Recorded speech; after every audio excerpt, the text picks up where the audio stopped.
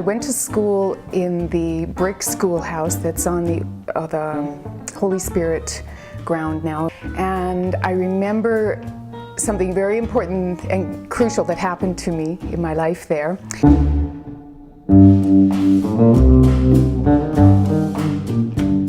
We were having a geography bee, and Leslie always won the spelling bees, so she's used to winning. But in the geography bee, she didn't have a clue. I was asked to find Cuba. I'm like, Cuba? What's Cuba?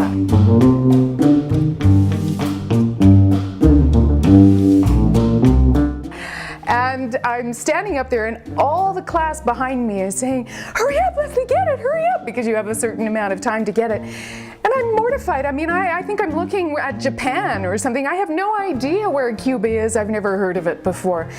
And it was a turning point in my life, because I learned then and there that you have to know where things are in the world, right? At least I felt I did.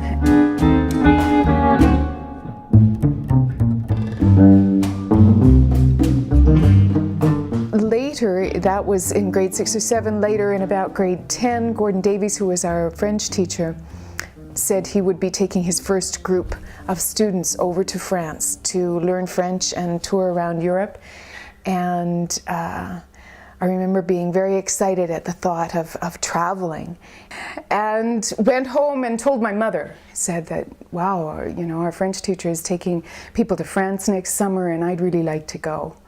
And her response to that was, well, I don't know where you're going to get the money. We're certainly not going to pay for it. And at the time I was working at McKay's ice cream store, part-time after school and on weekends, and I said, well, I'll pay for it. And I ended up being able to save the money and go on this trip, which was a bit of a life-changing moment for me as well. Just being able to see Europe and see things that were older than 50 years, buildings and things like that, was very exciting for me, and sparked a lifelong love of traveling and learning about other cultures and other countries.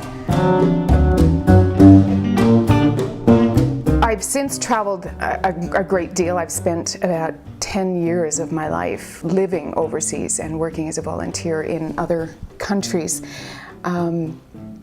And one country in particular that I went to in '96, I went to India. I'd always dreamed of volunteering at Mother Teresa's Home for the Dying in Calcutta. It's a situation where it's very labor intensive and very challenging each and every day. The workload is horrendous for all the volunteers. The place is run on volunteers with just a few sisters who supervise what's going on. When you walk up to the door, the name of the place is Kaligat. And when you walk through the door, there's a smell.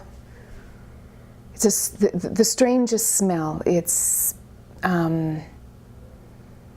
cleaning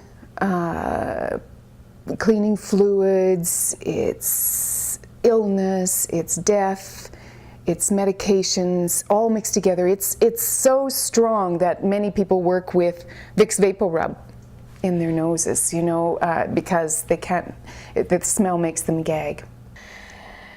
They've been brought in off the streets by a permanent team of volunteers that looks for them in the train stations and on the streets. And we had a woman who had a sore on her back that no word of a lie, it was at least this big, almost covered her entire back, just open raw flesh.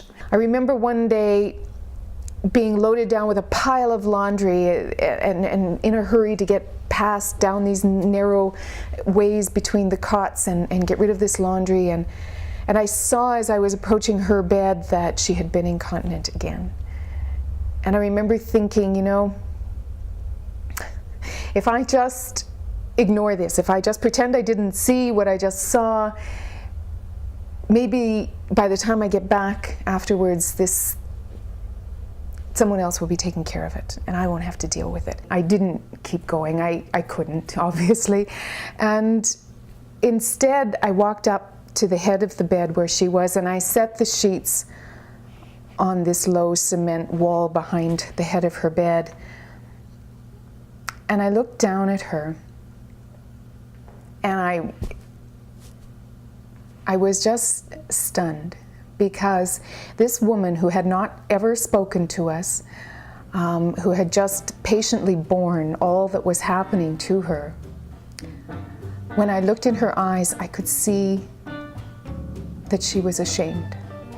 And it was just a profound lesson for me that this street woman in Calcutta, India, taught me, because I had thought that I was a fairly compassionate person. I had been working as a volunteer around the world for many years by that point. It wasn't something new to me. It wasn't the first time I'd been in situations like that, but it was a real wake-up call to me to say, hey, you're not here to be doing things for these people. You're here to be with them.